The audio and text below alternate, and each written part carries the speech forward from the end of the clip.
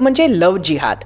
पण love जिहादच्या cases म्हणजे ह्या ज्या बाकीच्या ज्या केसेस आहेत त्या अजून वेगळ्या आहेत, पण लव्ह जिहादच्या केसेस ह्या एकानंतर एक समोर येतात आणि दिसतात, त्या समोर येताना आपल्याला दिसत आहेत.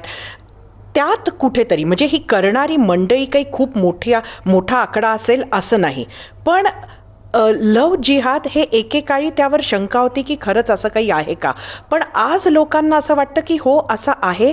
आणि असा अजेंडा असणारी काही लोक तरी मुस्लिम समाजात आहेत.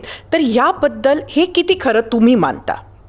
सविता, मी आपल्याला हात जोडून विनंती करतो, आपला रिपोर्टर आहे नाशिक शहरामध्ये, त्यांना तुम्ही सांगा की तहसीलदार ऑफिसमध्ये जाऊन मागच्या 1 वर्षामध्ये, 2 वर्षामध्ये, 3 वर्षामध्ये कोणत्या जातीची मुलींनी कोणत्या जातीच्या मुलाशी लग्न केलेले आहे. ज्या दिवशी हे TCSचं प्रकरण आलं होतं, माझ्याकडे नाही का काही लोकांनी नाशिकचे ते लिस्ट फॉरवर्ड केली होती.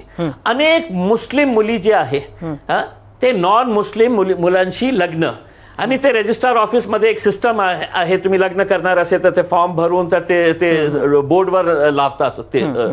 आता तुम्ही फक्त वन साइड स्टोरी दाखवत आहे की या देशामध्ये लव्ह जिहाद सुरू आहे. पण मी फक्त एका नाशिक तुमचं म्हणणं नक्की बरोबर आहे, अतिशय योग्य आहे इम्तियाजजी. नुसतं नाशिकसाठीच नाही तर मी तर म्हणेन की पूर्ण देशातच किंवा महाराष्ट्रात सुद्धा